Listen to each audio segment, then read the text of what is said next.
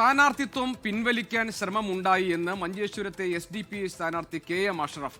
തന്റെ സ്ഥാനാർത്ഥിത്വം BJPയെ സഹായിക്കാനാണെന്ന പ്രചാരണം വിലപ്പോവില്ല. മഞ്ചേശ്വരത്ത് ഇത്തവണ SDPI NDA നേർക്കുനേർ പോരാട്ടമെന്നും KM അഷ്റഫ് പറഞ്ഞു. ഈ ചർച്ച തീർച്ചയായിട്ടും മെയ് 4-ാം തീയതി അതൊരു ആഘോഷമാക്കി മാറ്റും ഞങ്ങൾ. കാരണം ഞങ്ങൾ അത്രയും ഭൂരിപക്ഷത്തിൽ വിജയിക്കുമെന്ന ഉറപ്പാണ്. ഞങ്ങൾ ആ ഒരു സംസാരത്തിലേക്ക് പോയിട്ടേ ഇല്ല.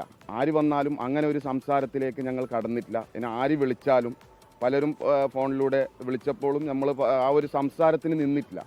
ഇത് ഈ 2026 എത്തുമ്പോൾ തീർച്ചയായും UDF 3-ാം സ്ഥാനത്തേക്കും SDPI 1-ാം സ്ഥാനത്തേക്കും എത്തുമെന്നതിൽ ഒരു സംശയം വേണ്ട. SDPIയും BJPയും ആയിരിക്കും നേർക്കുനേരെ ഏറ്റുമുട്ടുന്നത്. അത് നിങ്ങൾക്ക് വരും ദിവസങ്ങളിൽ, ഇലക്ഷൻ തൊട്ടടുത്ത് വരുന്ന ദിവസങ്ങളിൽ നിങ്ങൾക്ക് മനസ്സിലാകാം.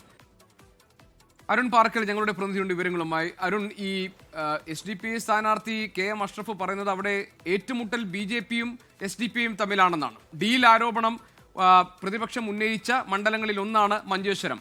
അവിടെ നേർക്കുനേർ പോരാട്ടം നടക്കുന്ന SDPIയും NDAയുമാണ് എന്നാണ് KM അഷ്റഫ് പറയുന്നത്. മാത്രമല്ല, സ്ഥാനാർത്ഥിത്വം പിൻവലിക്കാനുള്ള ചില നീക്കങ്ങളൊക്കെ ഉണ്ടായി എന്നാണ്. എന്താണ് KM അഷ്റഫ് ഉന്നയിക്കുന്ന പ്രശ്നം? എന്താണ് അതിലൂടെ പറയാൻ ശ്രമിക്കുന്ന രാഷ്ട്രീയം?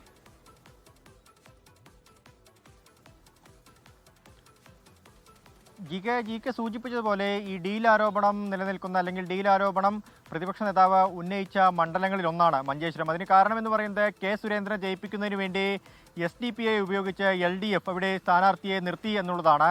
പക്ഷേ SDPI സ്ഥാനാർത്ഥിയെ പിൻവലിപ്പിക്കാൻ മുസ്ലിം ലീഗിൻ്റെ ഭാഗത്തു നിന്ന് നിരന്തരമായ സമ്മർദ്ദമുണ്ടായി എന്ന ഒരു കാര്യം കൂടി ഇപ്പോൾ പുറത്തു വരുന്നുണ്ട്. പ്രത്യേകിച്ച് AKM അഷ്റഫാണ് മുസ്ലിം ലീഗിൻ്റെ സ്ഥാനാർത്ഥി, UDF സ്ഥാനാർത്ഥി. ഈ AKM അഷ്റഫ് എന്ന പേരിനോട് സാമ്യമുള്ള KM അഷ്റഫിനെയാണ് SDPIയുടെ ജില്ലാ കമ്മിറ്റി അംഗത്തെയാണ് മഞ്ചേശ്വരത്ത് സ്ഥാനാർത്ഥിയായി നിർത്തിയിരിക്കുന്നത്. 2021 നിയമസഭാ തെരഞ്ഞെടുപ്പിലൊക്കെ തന്നെ UDFനായിരുന്നു SDPI പിന്തുണ നൽകിയിരുന്നത്. SDPI അവകാശപ്പെടുന്നത് 8600ഓളം വോട്ട് ഈ മണ്ഡലത്തിൽ, മഞ്ചേശ്വരം മണ്ഡലത്തിൽ SDPIക്ക് ഉണ്ട് എന്നുള്ളതാണ്. പക്ഷേ ഇത്തവണ അത് മാറി നേർക്കുനേർ BJP SDPI പോരാട്ടത്തിലേക്ക് മഞ്ചേശ്വരം മണ്ഡലം കടക്കുമെന്നാണ് SDPI അവകാശപ്പെടുന്നത്.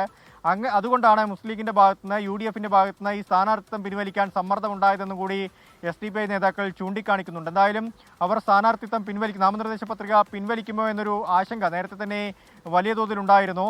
പക്ഷേ ഇപ്പോൾ ആ പത്രിക അംഗീകരിച്ചിട്ടുണ്ട്. ഇനി ഒരു കാരണവശാലും ഈ നാമനിർദ്ദേശ പത്രിക പിൻവലിക്കില്ല എന്നാണ്. ഏത് രീതിയിലുള്ള സമ്മർദ്ദമുണ്ടായാലും പത്രിക പിൻവലിക്കാൻ തയ്യാറല്ലെന്ന് SDPI നേതൃത്വം പറയുന്നുണ്ട്, തറപ്പിച്ചു തന്നെ പറയുന്നുണ്ട്.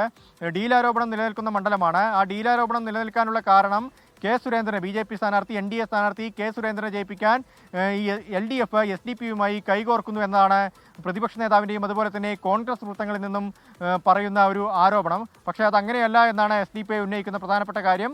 SDPI BJP പോരാട്ടത്തിലേക്ക് കാര്യങ്ങൾ കടക്കുന്നു. ഈ മഞ്ചേശ്വരം മണ്ഡലത്തിലെ 8 പഞ്ചായത്തിലും SDPIക്ക് നിർണായകമായ സ്വാധീനമുണ്ട്. അതിത്തവണ വോട്ടായി മാറുമെന്നാണ് SDPI അവകാശപ്പെടുന്നത്. GK.